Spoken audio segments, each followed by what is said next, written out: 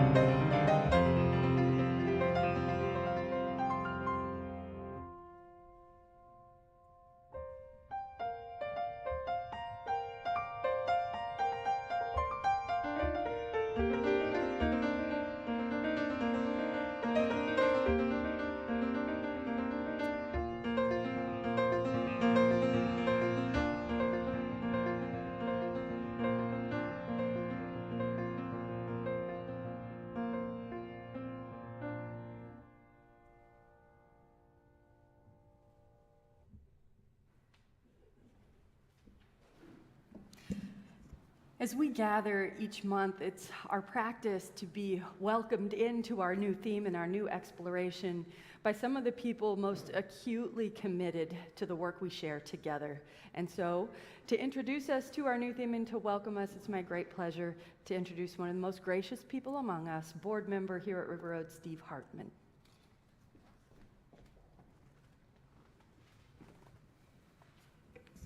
Good morning. These are words from Reverend Karen G. Johnston, and the theme for this month is heritage.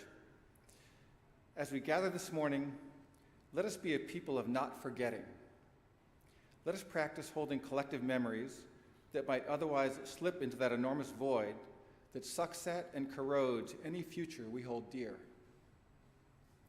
Let us practice honoring truth-telling up from the past that must come fully into the now, lest we falter and fail, lest the whole remain in pieces. Let not our need for comfort or simplicity, for easy forgiveness or false pardon, smother the heartbreak that still needs healing. Let us practice resilience with reckoning. Let us marry memory and promise. Let us dance in the tension we find there. Let us rest in the integrity we cultivate there. Let us be partners with the possibility that emerges there. It is good we gather.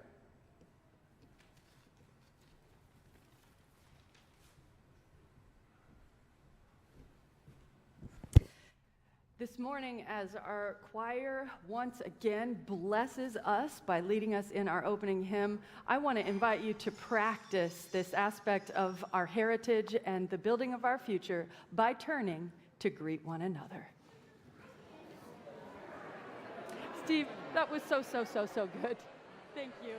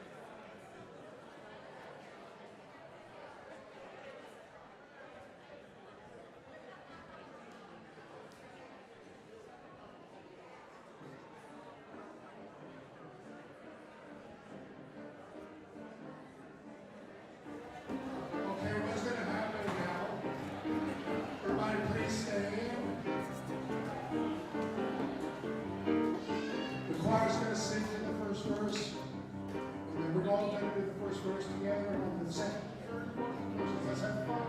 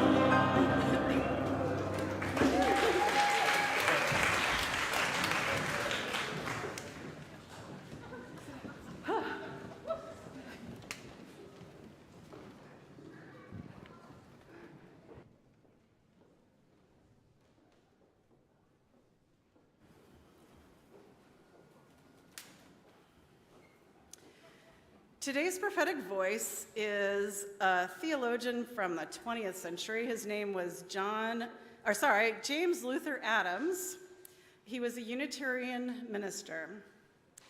Now, Reverend Adams knew the Bible story David and Goliath, and that's one that Nancy's going to be telling a little bit later. But basically, it was about David, who was an underdog, fighting Goliath, who looked like he was going to win the fight. And David uses just his slingshot and 5 smooth stones to defeat this big guy Goliath. So he thought, well, gee, if David can do that with 5 smooth stones, what can we do? What's the same thing sort of in our modern day? How do we defeat our problems in the world? And he came up with the 5 smooth stones of liberal religion. Now, I've told this story before with stones, but today I'm reimagining it a little bit as gifts of our faith. It's a theme that our elementary kids are exploring this year. So let's see what the gifts are that James Luther Adams was talking about from our Unitarian Universalist faith. I could use some helpers. Could I have like a few helpers come up? I need 5, 1 for each of the gifts. Come on, just come on up. Come on. It can be, if it's not kids, it's going to be grown-ups, so we must. We can share too. No. That's fine. All right. All right, we can share too. Come on, we can share. You can share. All right. So let's start with you. And you open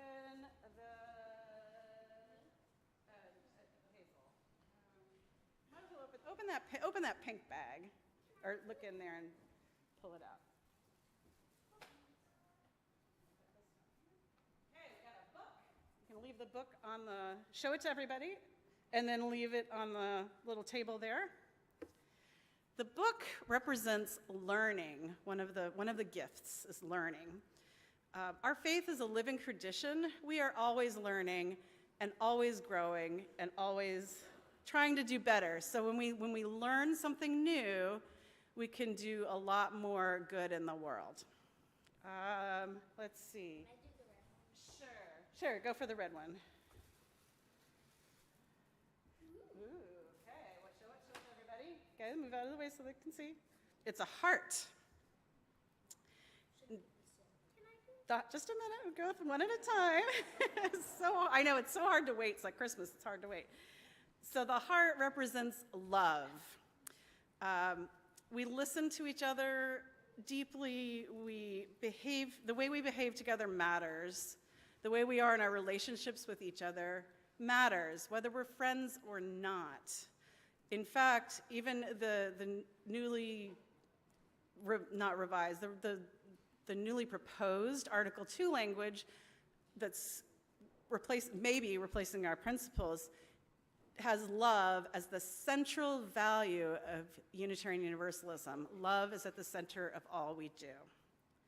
All right, what do we got next? Okay, wait on that, the last one. What's in the blue bag? Friendship bracelets. Show everybody the bracelets. Yep, okay. So our friendships matter. James Luther Adams wrote that we should be in friendships and relationships that we choose to be in. For example, we gather together because we want to and enjoy each other's company.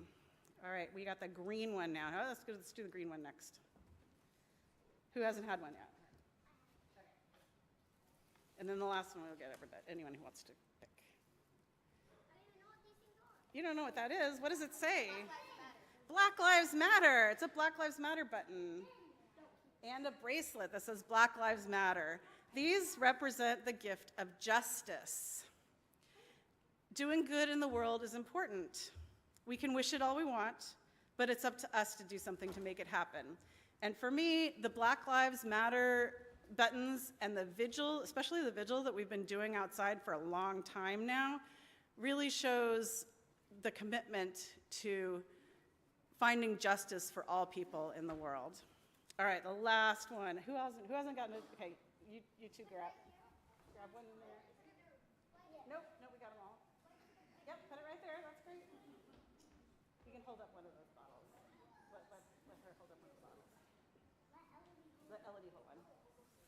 Okay. Bubbles. This is a little bit of a stretch, but bubbles represent hope in the world. Humans cannot accomplish the first 4 gifts without hope. It doesn't mean that there are times when we won't be hopeless. That will happen for sure. We will honor those times and look for the glimmers of hope in the world. We may feel hopeless when we think of a big problem. I know I definitely do. There's so many problems in the world. But each glimmer of hope gets us to move that much forward.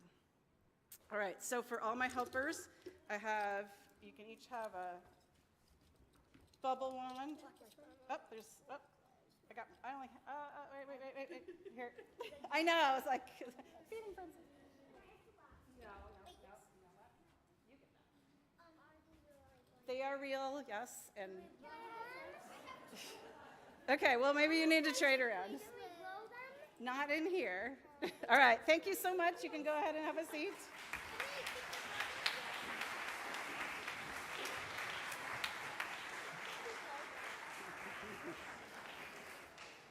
So those are our 5 gifts, things that we have for the journey that is our lives, that is all we value in Unitarian Universalism. And now children and their teachers may go to their classes.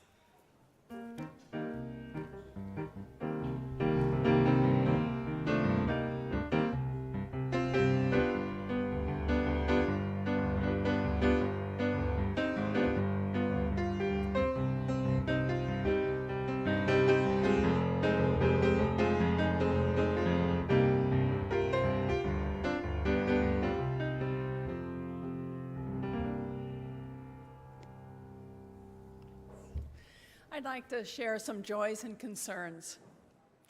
On the morning after two large-scale congregational events yesterday, the Band Books Festival and the College Access Fundraiser, we just want to lift up the work and the gratitude for all of our leaders, some who spent a very long day here yesterday, for the faithfulness to serve and the joy of sharing something meaningful together. We are so grateful. Here in the DC region, the looming threat of a government shutdown means something very specific and sometimes something very painful for us. As our legislators found a way to a 45-day compromise yesterday, we still hold each other, our lives and our livelihoods in the hearts of these tenuous circumstances of these times. We also hold our people hurting and hoping and healing. Jean Hayden and her partner Jim continue to recover from their long-term COVID diagnosis. They are cared for by their community and are hoping to test negative soon. Barbara Munford is being well attended after breaking both of her arms in a fall in late August. And we light a candle too for all the joys and concerns spoken and unspoken, and rest lightly or heavily on our hearts today.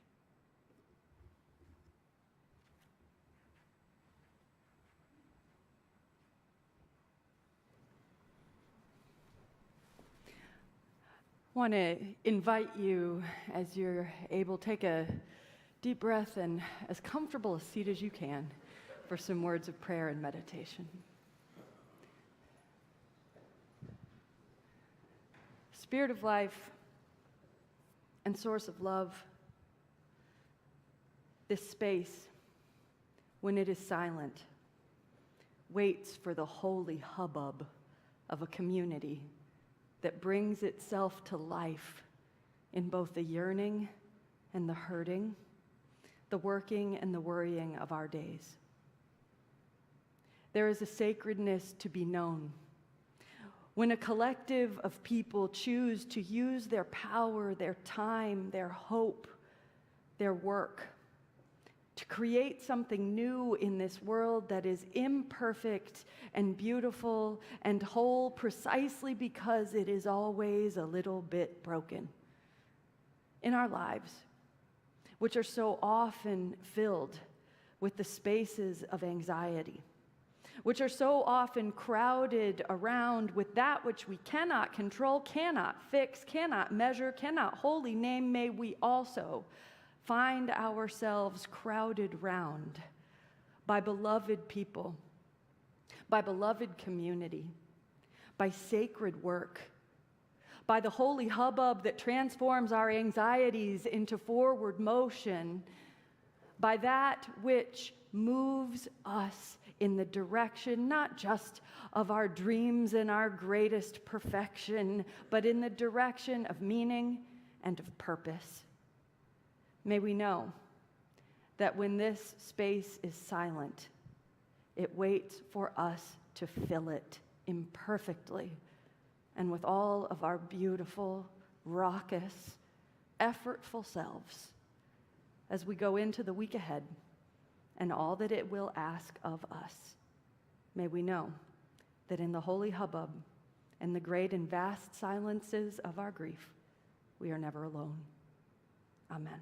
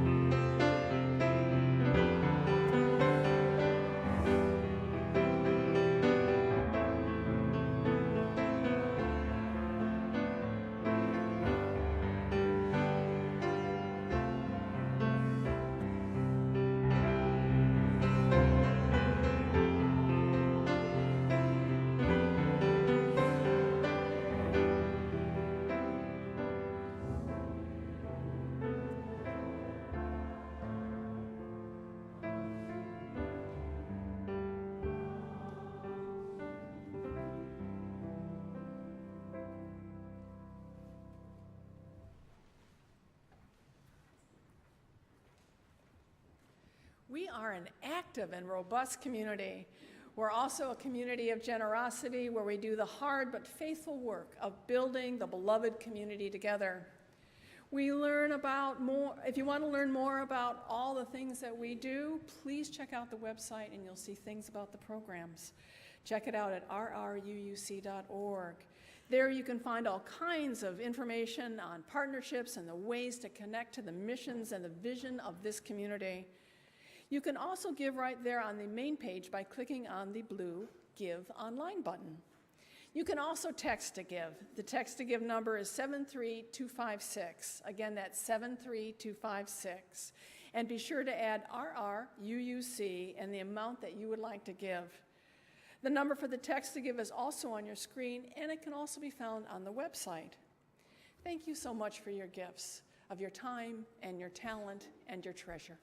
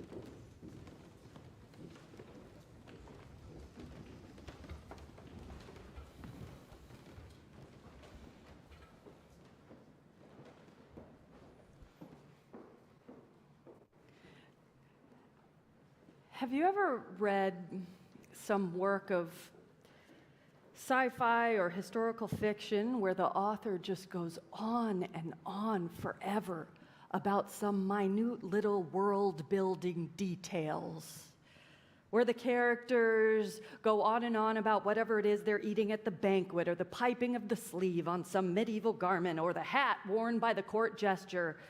It's a notoriously obvious literary strategy for making whatever world it is that we're supposed to be entering feel richer, and I am a sucker for it every time. Tell me more about the tapestries hanging in the castle or the lemon cake served by the queen, please. I cannot get enough, which is why, in the book of Samuel, the source text for the supposed underdog story of David and Goliath, I take absolute delight in the fact that the storyteller goes into extensive, nay, absurd length about every single aspect of what that giant is wearing when he shows up for the fight. I tell you, it's like 2 paragraphs. His battle helm on his giant head glints in the sunlight. Goliath, this 9 foot tall, really, like, look it up, the measurements that it offers would imply that this is a 9 foot tall man, a hero of the Phoenicians, this maritime people who have intended to lay siege upon the people of Israel. Goliath is set up as the Phoenicians' hero in single combat, fighting in the place of an entire army, while arrayed in the sort of splendor that could only be designed to strike abject fear into the heart of all who might come to face him. His coat of mail is not only mentioned in the text, but the author takes care to explain to us exactly how much it weighs: 5,000 shekels of brass, which amounts to 125 pounds, for a shirt, people. And the brass greaves upon his tree trunk legs, more brass upon his shoulders, a spear, it says, as big as a weaver's beam, topped with a 15-pound iron tip, and a shield just as heavy. My dude is not designed to move quickly in all that bling. You get the idea. Goliath is not exactly going to float like a butterfly nor sting like a bee, is he? He is weighed down by the public performance of his own might. He is a slow-moving tank of a man whose entire appearance is intended to demonstrate a particular kind of overwhelming and immovable power in this world. Goliath is the quintessential performance of a certain kind of power you cannot deny, served up in a package you cannot ignore, because after all, the sun is glinting off of that bucket head helmet of his. And in this form, Goliath is challenging the Israelites to send forward to him a single challenger who you might think could possibly be that stupid. Amazingly, beautifully, you know, there is this skinny kid on the Hebrew side of the aisle who has literally been sent, I am not kidding, he has been sent to the battlefield to deliver lunch for his brothers. For real. The shepherd boy, who would later become King David, makes his appearance on the field of the epic and historic battle not as a hero, not even as a soldier of any kind, or even as a person who is actively involved in any way in the whole struggle. He is literally only there to deliver lunch. And when he volunteers to take on that giant in his shining and much described suit of armor, it is laughable to every single person in that place. It is as if an Uber Eats delivery driver rolls up into the board meeting of some Fortune 500 company in the midst of a corporate takeover and walks out the room as the new CEO. Here are your burritos, and also, I am the only one who can save you now. The whole scenario was so absurd, in fact, that the story tells us that even though there was not one single other volunteer in the entire Hebrew army, King Saul, the commander of them all, strenuously objected to this whole completely insane plan, saying to the boy named David, "You cannot go up against this Philistine and do battle with him, for you are a lad, and he is a man of war from his youth." And when this kid would not stop insisting, the king, Saul, takes off his own armor, heavy and shining, and tries to hand it to the boy. "At least take this, kid. Even if you are a shepherd, at least wear a king's armor if you're going to fight a giant. Do not be a fool." But David knew that a king's borrowed armor did not fit him. A traditional performance of power was not something he could pull off anyway. And so even as the giant screamed that he would literally feed this boy's flesh to the beasts and the birds of the air, David crossed the open space between them wearing nothing but a shepherd's tunic, carrying nothing but a slingshot and 5 smooth stones in the palm of his hand. The battle, we know, was over before it started. He could only face a giant as himself, with the skills and the talents and the tricks unique to his own position. He could not play dress up as some other person's idea of a warrior and expect to survive. He had to show up fully and entirely committed to fighting, to existing, to leading, to surviving in his own way, wearing his own clothes, bearing his own tools, and the rest, as they say, is history. Have you ever felt that power, as we see it exhibited in this world, is trying to dress you up in its own costume? That the performance of power or authority or leadership or adulthood or whatever it is, the performance of any of these roles taken in a traditional sense could, if we let it, get a hold of you and morph you into something not truly yourself. And when have you had the courage, like David, to show up for the scariest times, the most important moments, wearing no armor at all, but your own deep sense of self? Now, I am not David to anyone's Goliath, but like many of you, I know what it feels like to show up when the stakes are high and have the people around me wonder if just maybe we'd all be better off if maybe I had shown up wearing someone else's clothes or someone else's identity or someone else's leadership style or someone else's deportment, or maybe not use as many nerdy colloquial phrases as I am wont to do, whatever. I know what it's like for people to see me and wonder if we might all be better off if I was a bit more traditional of a leader. During my studies at theological school as a absurdly young person, like it was stupid, Karin, it was absurd, I somehow absorbed the lesson that people won't offer this thing called authority up on a platter. You need to lay some claim upon that authority, preferably by showing up into the spaces in which we need to move and make a difference with such a powerful and commanding presence that others could not dare to discount you. I learned that there is a declarative nature to the words I needed to say on Sunday morning with a straight back, my shoulders rolled backwards so you can see that I mean it and have a right to say it. The best of us in ministry, I learned, seem to wear the mantle of ministry with shining eyes and a bit of swagger. We owned it back then, people. Or at least we thought we did. This thing we know as authority. I remember the awkward but earnest ways I tried to claim that particular kind of power in those early years. There was the black crepe pantsuit I bought at the dress barn, complete with giant shoulder pads. And people, I have huge shoulders already.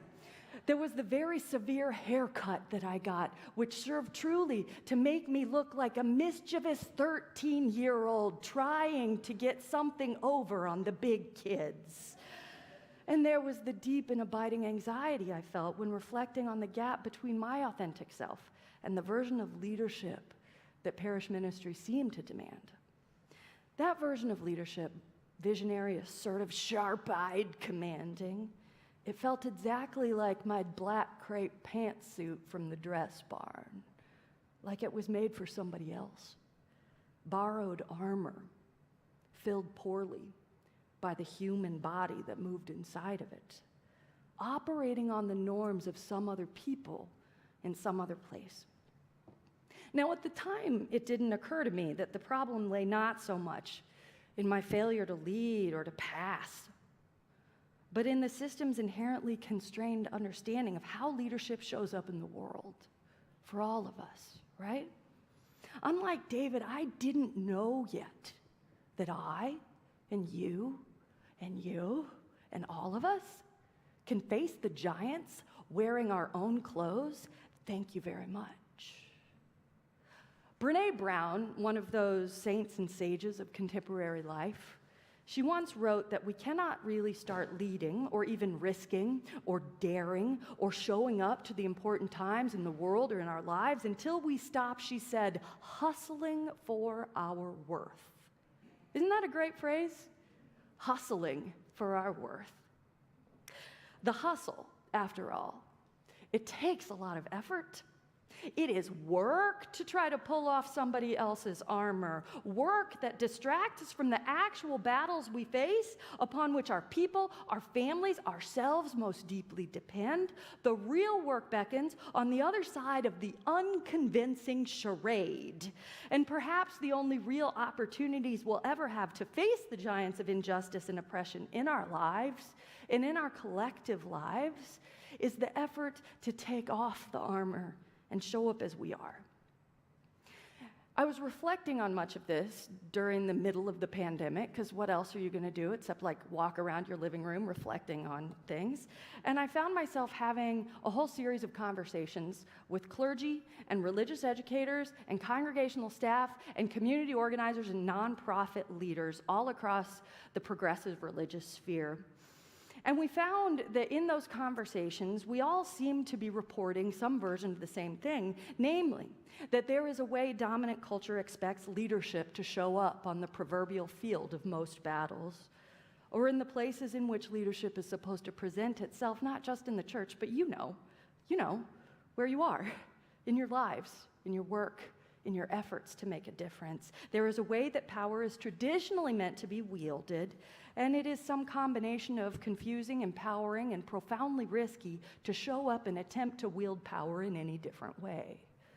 Over hours of conversations, these colleagues and I, we poured our experiences of the ways in which dominant culture asks leaders to hustle for their worth by performing a certain version of themselves in exchange for the relative safety of a steady job and a sense of belonging. And while I don't want to belabor it too much, that, in fact, is the core of my brand new book that I co-edited with my colleague Manish Mishra Marzetti, and it's like actually coming out. It's going to be a thing at the end of this calendar year. It's called Seeds of a New Way, Nurturing Authentic and Diverse Religious Leadership. And what it is a collection of essays from leaders among our religious tradition and beyond it who are trying, sometimes at profoundly greater risk than I ever could, to show up and lead with authenticity instead of the performance of somebody else's understanding of how power shows up in the world. I count myself among those people trying to lead while wearing my own clothes. Though if I'm honest, I'm really trying to lead while wearing all of your clothes since I buy everything I own at the bazaar. But whatever, you get the point. The metaphor is limited. I count myself among those committed to using my energy, however small it might be, for something other than hustling for my worth. And I know so many of you do too. My suits do not have shoulder pads anymore, I really don't wear suits, actually. And I know we can only grow as leaders in our faith and in our communities if we do that work from authentic places, nourished by the authentic, quirky, dynamic, and diverse models of leadership and learning that include mine and include all of yours. You see, the thing is, when the king tried to foist his armor off on David, he was making the same mistake that power always makes, including the same mistake that poor, weighed-down giant bellowing across the field in his 400 pounds of armor was making. King Saul was thinking of power only in terms of physical might and discounting all the other forms of strength without even a thought. Sure, having impenetrable armor shining in the sun seems great, but all it does is plant you still wherever you are, always on the defensive, waiting for the close-range attack. But David refused to play that game. It was a game he was always meant to lose. Instead, David comes running, light and wiry, a shepherd boy used to taking out jackals from 100 paces when they come from his sheep, used to felling birds mid-flight to feed his hungry people. He has power all his own, and he is not afraid. The stone takes that giant full force in the one open spot on his bronze armor. And the battle indeed is over before it begins. As Malcolm Gladwell put it, it is as if you sent heavy infantry to face a long-range rifle with a laser scope. Goliath never stood a chance. This, then, is not, in fact, an underdog story. It is not a story about the little guy and the big guy. It is no kind of underdog narrative at all. It is a story about a leader who chose to lead in the way his opponent did not and could not have the vision to expect, who brought his full and unique self to the field of battle and used all of his tools for the struggle. It is a story of innovation and the subversion of expectations. It is a story, my friends, about what it takes to slay. I see some of you know this phrase. This phrase, to slay, comes to us from queer culture, from drag balls and RuPaul and Beyonce wearing every honest and incredibly sparkly thing on every stage. Slay, queen, we slay when we show up authentically. We slay when what we're wearing is what we're meant to wear in the actual human bodies that we have and that we are blessed with. We slay when the performance of our lifetimes emanates not from someone else's idea of who we should be or how we should look or how we should resist, but instead from the soul of our being and the heart of our heritage. We slay. Not when we fight the battles that power has already set us up to lose, but when we roll forward in the times of highest stakes, knowing we are armed with nothing more or less subversive than our own basic truths. We slay, friends, when we are ourselves.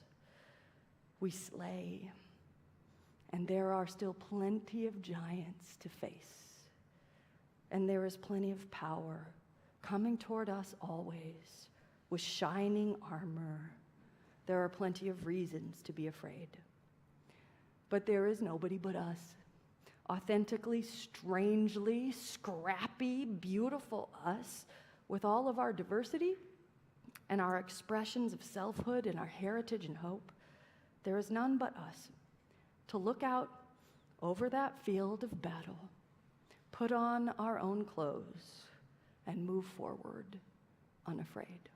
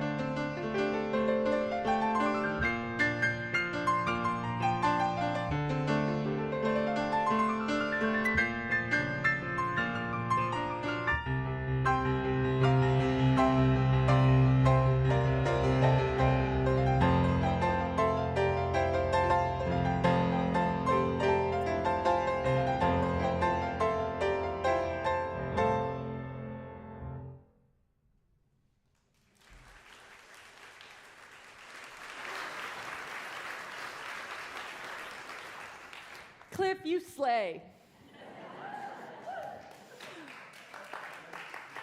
The things that matter most happen because we make them happen together. And I want to offer gratitude again, especially for all the people who have helped make this weekend what it has been here at River Road. It was like maybe too much, but also amazing to do everything we have. Rita Parks and the whole team for the College Access fundraiser last night was just glorious. And though she's with Children and Youth and Religious Education, Laura Piervincenzi was our sort of point person for the Unstoppable Stories banned books. And our religious educators are doing so much more than their jobs so often. So just extend some love to them. And the tech crew has been here, I don't know, I like 100 million hours. So today we've got Tom and Hugh, Ajay, Danny, but we also have through the course of the weekend, Dave and Marcia, of course, just labor upon labor. Thank you. Thank you. Choir Cliff, everybody, a whole thing. And what we do here is an expression of who we want to be together and in the world. There are so many ways to get involved here in the life of our congregation. I want to start with a pitch for religious education. My kids are in our religious education program. We're incredibly lucky that it is growing like gangbusters this year. We have some 25 more children and youth in the program this year than last year, but we have less teachers. And my call particularly today, as a parent with kids trying to keep it together, is if indeed you do not have kids, or your kids are grown, or your kids are your grandkids and they're far away and you miss them, that might in fact be the very thing that makes it possible for you to volunteer and to teach in our religious education program. Because frankly, it is a whole lot of fun. If you're looking for a way to feel filled up, spending time with these kids really helps. And actually, being a part of the collegial community with our religious educators is great because they're about the best of the best. So we need religious education teachers. It's actually an investment in the future. Do that. It is not too late to attend the rest of the Unstoppable Stories Banned Books Festival. It is continuing today at the UU Church in Fairfax. You can watch online on the UU Church in Fairfax website, or you can just get in a car and drive to Virginia. You can do that starting at noon. Next Saturday is, as Lisa Moore, and I love this phrase, it's going to be a hoot because it is our celebration of the Cliff-abration, because Cliff Harden has been here for 40 years, which is not possible. It's not possible. Cannot be. Doors open on the Cliff-abration at 6 o'clock. Bring a potluck dish because we need to feed each other. It's just going to be the most fun. And join us next Sunday after the service. We're going to dedicate our new bronze plaque, and it's called a wayside. If you've been in a state park and you've seen these historical markers around, so we have a historical marker that helps to describe the history of the land and labor right here at River Road, and a bronze plaque that commits us to the kind of relational living to both African American peoples and indigenous peoples who have a claim on this land as well. We'll dedicate that plaque next week as a part of our service about heritage. It's going to be beautiful. And some of our leaders, including Joan Zenza and Joe Salunas, have been working on this for years. Long time. Thank you. Two more, and then I'm done. We're excited to offer you a couple more opportunities to listen to Shuai Wang play amazing music. So on Saturday, October 14th, Shuai is going to play a 2-piano concert right here. Did I get the date right? Yes. It's going to be beautiful. Just imagine, Shuai, 2 pianos with her colleague, Ria Yang. And on Saturday, October 21st, Shuai will perform for our 31st annual Partner Fest celebration with violinist Anto Malkatassian, who's been here before. They're a beautiful, beautiful duo, and we love them. So let's do that. And finally, this is it, Bazaar. So I told you that I really only wear your clothes. It's because of the bazaar.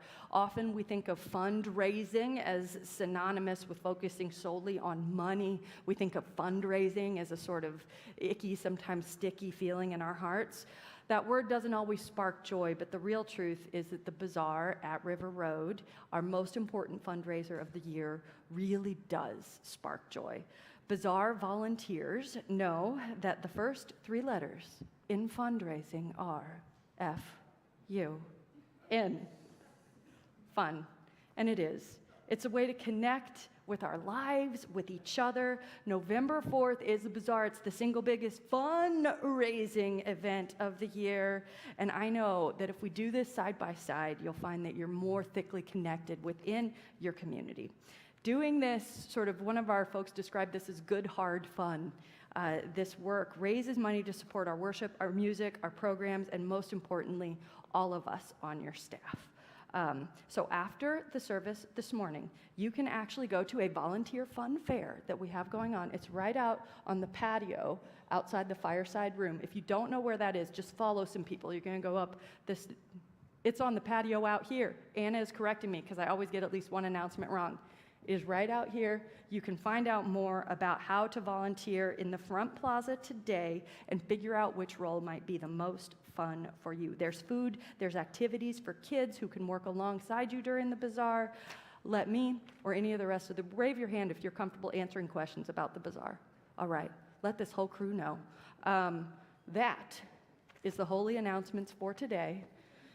And as we prepare to take this light we have kindled out into the waiting world, so in need of some illumination, may the truths that make us free, the love that casts out fear, and the hope that never dies guide us and those we love and those we do not love forward together till the day spring breaks and all the shadows flee away.